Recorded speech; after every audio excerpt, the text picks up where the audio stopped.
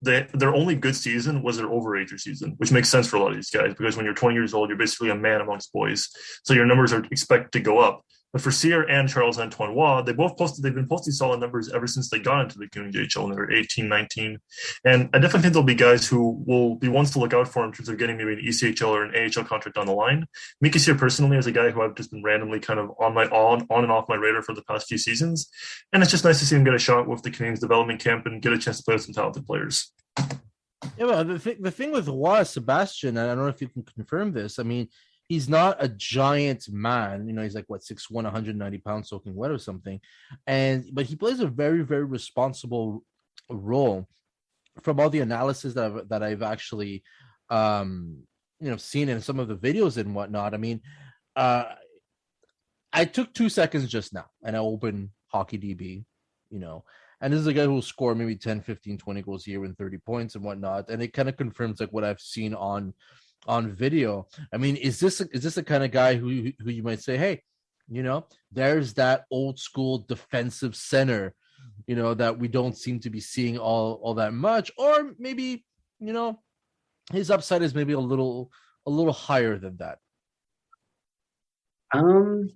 Again, I can't say I tracked him before this rookie camp, and 2 rookie camp games are really not much to go on, but he was very physical in both these games against an Ottawa side that was a lot more physical than Montreal's team, because as a whole, they're a lot older, but Charles-Antoine Roy, so not Joshua, but the other Roy, was quite physical and was kind of playing that like gritty bottom 6 role. He was pretty good at it. Like I don't know what his upside could possibly be at this point. If he were to ever make the NHL, it would be like a Nate Thompson kind of role with a bit of added physicality. But again, it's just the sample size is too small for me to say really. But like another like just like the last like 3 people I just want to like cover for like 10 seconds each. Jan Mysak was phenomenal in the second game. Like he was Montreal's best attacking player. He was skating circles around Ottawa defenders, not even on the power play.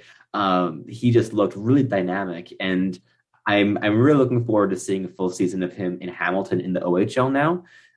Xavier Simoneau only played the first game, but he had a great assist on William Trudeau's opening goal.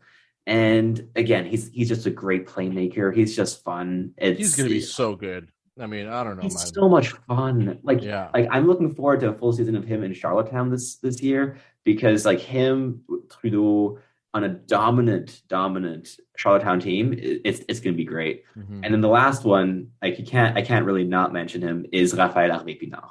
He is he's captain. OGRHP. he's the captain of this rookie camp team, and again, his motor never stops. He contributes on the power play. He scored a nice one-timer from that feed from Joshua Roy. Mm-hmm. He's on the penalty kill. He's doing everything. And again, like I really struggle seeing a future of the Montreal Canadiens beyond like if you go like 2 years in advance to like 12 years in the future without Raphaël Harvey-Pinard on the 4th or maybe even 3rd line. I'm just going to throw a caution to the wind also really quick. For those of you wondering about Jan Mysak and also his electrifying nature, Jan Mysak scored 2 goals for Laval last season, and his first goal might have been one of the best goals I've seen in the AHL in quite a long time. Yep. The other thing about Jan Mysak is that he's an electrifying player no matter whenever he gets the chance to. I forget who it was, if it was you, Scott, or Sebastian, in the early episodes of our podcast where we were kind of reviewing some of the draft picks and everything, and the name of Jan Mysak came up, and we got so lit up and excited about him for those exact reasons, being like, every time he hits the ice, something's going to happen. It's going to be a crazy deke. It's going to be a pass out of nowhere. It's going to be like, well, he just teleported himself from one end of the ice to the other. I mean, this guy has incredible offensive skills, and we're hoping that he's going to use that, intelligently for that matter. But I just want to add a little bit to Raphaël Harvey-Pinard, and I totally agree with Sebastian. I mean, oh my goodness, the effort, the grind, the passion that's behind this kid. How can you not like him? He's so freaking cool. And what he's contributed already in Laval, like, you cannot help but just root for him. And yeah, we make jokes all the time being like, hey, him and Cédric Desruisseaux are like 2 guys that we root for and everything. But like, How long has it been, guys, since we've had rookies on this team that we were so excited to see get on the next level? I don't remember. Aside from Cole Caulfield, maybe. There was no there hasn't been someone for a long time being like, oh man, we can't wait until he hits the NHL. And the impact it's gonna have. So I don't know. I mean, I know, like most of these kids, if not all, are going to be sent either to the juniors or maybe they'll get a shot in Laval and everything. But I mean, it's getting crowded down there, and it feels good that for once, that's in a couple of years when some of the players are going to be aging, traded, free agency, whatever, that we actually have some backup coming our way. So For sure. And you can criticize like Trevor Timmons and his drafting all you want, but I still will. I just want him to load up on 7th-round picks because they turn into gold with crazy regularity. You also don't want to load up on picks that have a bit of a iffy background behind them, but we're just not going to get into that at the moment being. Let that truck load into the station. Yeah, exactly. We're going to let that truck load into the station, dump off its harvest, and move on with its day. On that note, how about a little bit of history? Joshua Rosa standing by with On This Day in Habs History.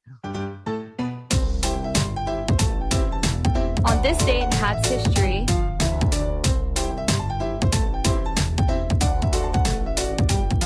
on this day, September 20th, 1951, a little bouncing baby boy was born in Thurso, Quebec. Seemed like destiny that today is the day of the one, the only. Who else? Everyone knows who we're talking about. Guy Lafleur. It seems like we talk about him every week, but when you score the most points in team history, your name kind of tends to come up pretty often. It seemed like fate that Lafleur would become a member of Canadiens, but it was very nearly not so. The NHL expanded for the first time in 1967 from 6 teams to 12, adding in the Los Angeles Kings, Philadelphia Flyers, St. Louis Blues, Pittsburgh Penguins, Minnesota North Stars, and the Oakland Seals, who quickly became the California Golden Seals. Unfortunately, these expansion teams were a bit less Vegas Golden Knights and a bit more Atlanta Thrashers. Sorry, Maria, your favorite defunct team. Montreal Canadiens general manager Sam Pollock tried to prohibit these new teams from trading their first-round picks, knowing they'd be bad and the best way to build a team is through the draft. But the other general managers vetoed the decision, so Pollock made them pay. He accrued 17 first-round picks in the next 6 years, one of which turned out to be Guy Lafleur. A trade was made sending Montreal's first-round pick in 1970, which would be 10th overall in a 12-team league, and a minor league forward, Ernie Hakey, for a minor league defender, Francois Lacombe, and the Golden Seals' first-round pick in 1971, Lafleur's draft year. The Golden Seals were bad, as Pollock bet, but the LA Kings were even worse, and by proxy, the Bruins draft pick. But Pollock sent aging forward Ralph Backstrom for essentially nothing. I'm sorry, Gord Labossiere and Ray Fortin, but you never played a game in Montreal. And the sole reason was to make LA better, and that's what Backstrom did. Backstrom helped the Kings out of the basement and ensured that Montreal would get the first overall pick in the draft and draft Guy Lafleur. 20 years later, after drafting Lafleur, on September 20th, 1991, the Canadiens traded away Tom Chorsky and Stéphane Richer for Kirk Muller and Roland Melanson. It's tough to call a winner, as both teams did end up winning a cup with these players as part of their core, but Montreal did gain a captain if it was just for the 1 year. Kirk Muller was then packaged away from Montreal to the Islanders to bring in former first overall pick Pierre Turgeon, who had 238 full seasons in Montreal and was Montreal's captain for a year. The player received for the Kirk Muller trade was Vladimir Malakhov. If you don't recognize the name, you may recognize who he was traded for later, Sheldon Shure. And of course, it also brings back some really bad memories when you say that, because afterwards, Pierre Turgeon was pretty much given to the St. Louis Blues for Shane Corson and Murray Barron. Somewhere out there, my dad is crying. Robinson. Robinson au centre.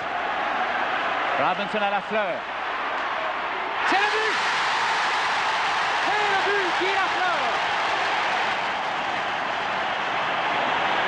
Robinson a fait la passe parfaite. Et Lafleur... On that note, if ever you want to communicate with Josh, maybe, to tell him that there are other things other than Guy Lafleur to talk about, or you just want to send any type of message to anyone on the staff, make sure to log into puckandroll.com. Look at the right side of the screen on the bottom right there. There's a nice little microphone. It's kind of static on there. Click on that. Send us a voicemail. Hey, who knows? Maybe we'll feature you on our show.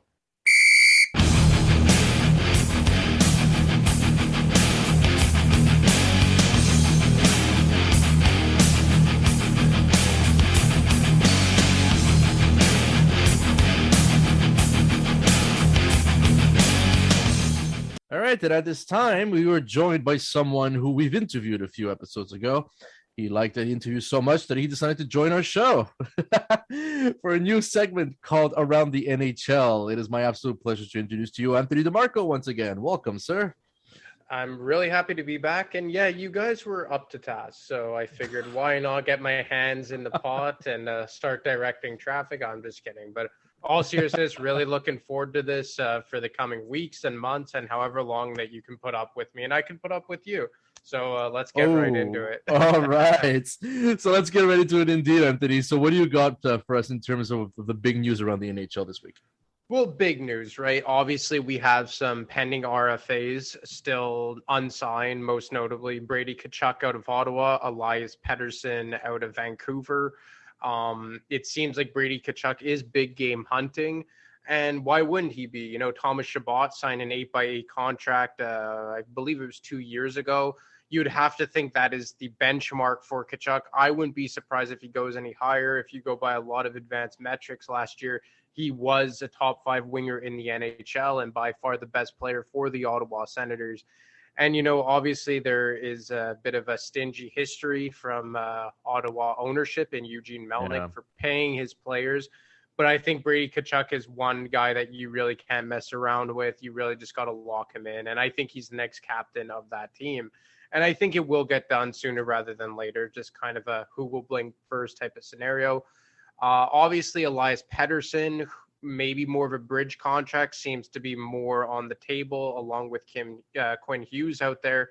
Mm-hmm. And again, the Vancouver Canucks sometimes have a kind of, stingy part about them in terms of ownership. They're in more of a cap crunch than the Ottawa Senators. I think Elias Pettersson is a budding superstar in this league. And if they decide to bridge him, that's probably going to bite you down the road. And then an RFA who signed yesterday, actually, was Nolan Patrick with the Las Vegas Golden Knights. I believe he got 2 years, $1.2 million AAV.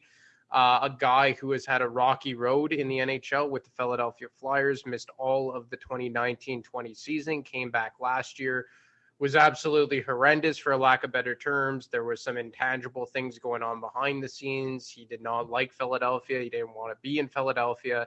And now he goes to the Las Vegas Golden Knights, who clearly have a need at center and a long-term center ice position hole that Patrick can theoretically fill. And there's familiarity along with GM Kelly McCrimmon, who was the coach and GM with the Brandon Wheat Kings when Nolan Patrick was playing his junior career. And last but certainly not least, especially if we're talking about stature of players, we have Zdeno Chara signing with the New York Islanders on a 1-year contract. Unreal, eh? Yeah, and as you said before we started recording here, it kind of went full circle. He's back on the island. And I think that's a very, Lou Lamoriello type of signing. He comes in along with Zach Parise, will bring some intangibles to that team. And I don't think that there's any secret that their eyes are on the Stanley Cup this season. And, I think they're going to take a bit of a hit with Nick Leddy moving on to Detroit in a cap dump type of trade. They're going to be looking for a guy like Noah Dobson to take the next step in his development to kind of make up for that. But I think you bring in Zdeno Chara, who will probably play with Noah Dobson out of the gate. I would assume that his name escapes me right now. Andy Green actually moves up to play with Scott Mayfield on the Likely, second yeah. pair. And, obviously one of the best pairs